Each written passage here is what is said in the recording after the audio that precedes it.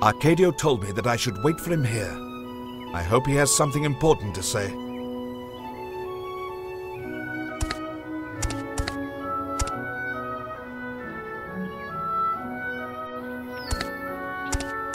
Brother Arcadio is the only one able to talk with her, luckily.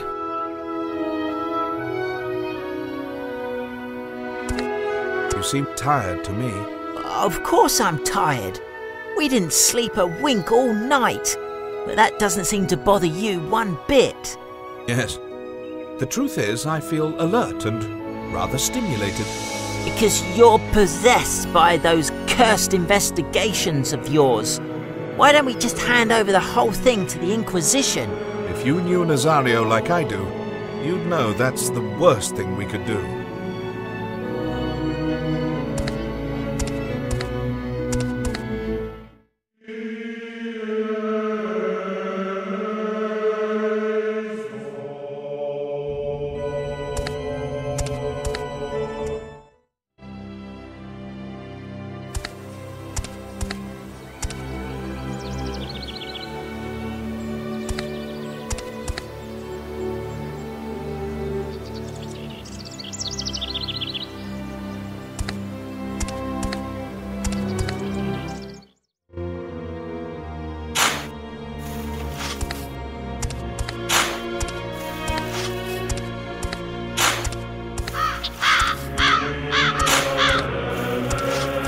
I went to the garden, but you didn't come. What are you telling me, young man? You said to me that you were going to tell me about your suspicions in the garden. Oh? I couldn't have. I don't remember. Suspicions of what? Relating to the deaths of Gottfried and Umberto. Oh my God. Have they died? What a tragedy. In that case, I'll stay right here and pray for them. I really think you ought to come and meet me. If the garden doesn't seem discreet enough for you, I'll see you in my cell. What? Oh, yes, but don't let yourself be confused by the demon. This abbey is full of demons, and they hear everything we say. Precisely, Brother Arcadio. Precisely my point.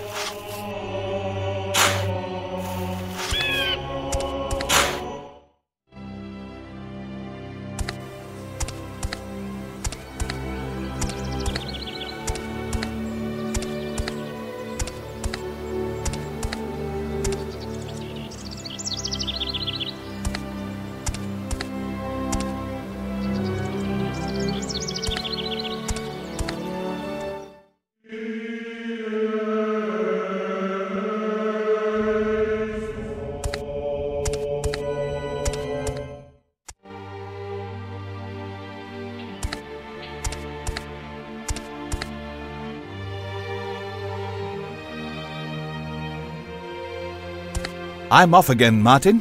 I see you've finally come. Yes? I have to protect myself in this cell, don't I? Didn't you know?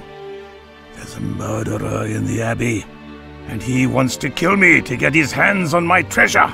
Ah, I see. Yes, but he wouldn't dare come in here. I'm safe here. Leave me alone. Out! Get out!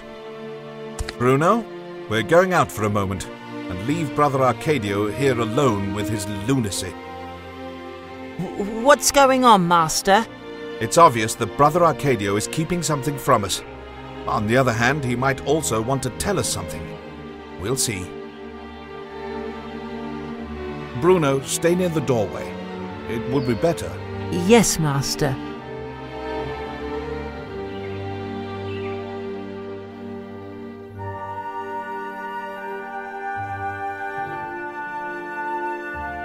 You've finally come by yourself, Leonardo. I'm glad that you've understood how to interpret my signals correctly.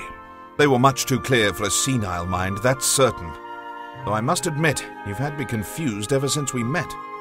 I regret that I couldn't be frank with you this afternoon, but I have to be very careful. Rest easy, brother. No one is going to interrupt us, and I give you my word that nothing you say to me will ever leave these four walls.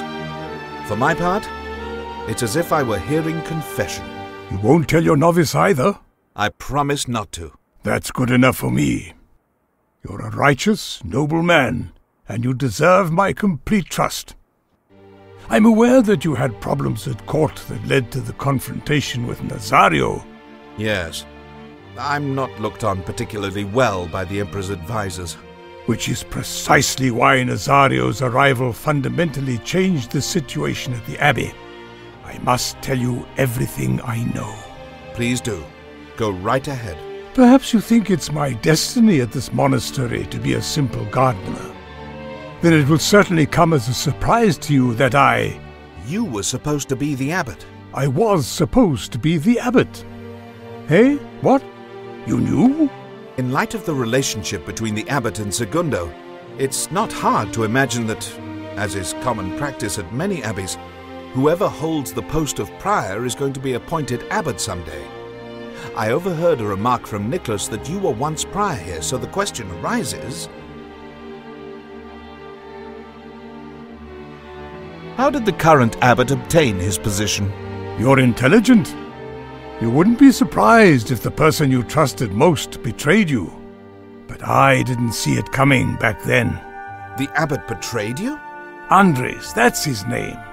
Although Judas would be more fitting, was my novice. I was responsible for his training and for having him enter this abbey.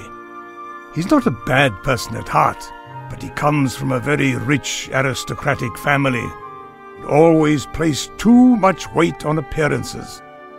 Can you imagine having a novice like that? Huh. I think I can vividly imagine what it's like. His father was very close with the Emperor, so even though the appointments come from the Cardinal, it seems as if the Emperor himself had an interest in appointing him abbot. He, of course, wasn't content with that. No, he had to top it off by having me do a gardener's work. But you didn't simply resign yourself to that, did you? I couldn't fathom the whole situation. What interest could the Empire have in something like that? But shortly afterwards, new copyists arrived, young monks from many different countries. It was obvious that everything that was going on revolved around the library. So, I started looking into things here and there. You didn't sneak into the library, did you? No, that's impossible. Only the librarian has free access.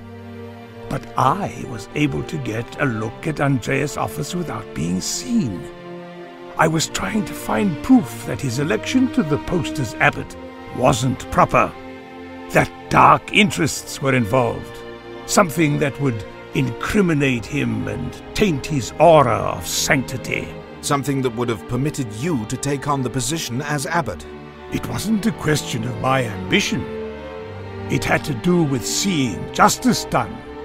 There are many dark secrets at this abbey, too many that must be unveiled. Did you find anything in the abbot's office? You'll see. The abbot had several books on his desk that hadn't gone up to the library yet. They were strange books. They were... Heretical books? Satanic? Could be. 2 of them were written in foreign languages, and the third one in perfect Latin, by the way. Dealt with witchcraft. But a book like that, in the hands of the copyists at a library... Despite the care that is always taken at this abbey when working with parchment, don't let appearances deceive you one bit. Apart from the 5 or 6 monks who are fairly well educated, most of the members of this community can't read. First and foremost among them, the copyists. Yes, I've visited quite a few libraries in the course of my travels where the monks didn't understand a word they copied. They merely tried hard to reproduce the shapes as best they could. But at an abbey like this... Especially at one like this. So what happened afterwards? They caught me, red-handed. The abbot, Marcelo, and Segundo came in at just the wrong moment. Someone said, "Brother Arcadio, have you lost your mind?" It occurred to me to react as if that were so. And that's how they justified unjustifiable deeds. Exactly. Taking my age into account and by pretending I had a screw loose. I realized that I could continue investigating or take a look at certain places in the monastery without arousing suspicion. You fooled me completely. And that's not an easy thing to do. When I was younger, I was very fond of the theater. That was before my ordination. You're a great actor. My friend Lope would be delighted with you.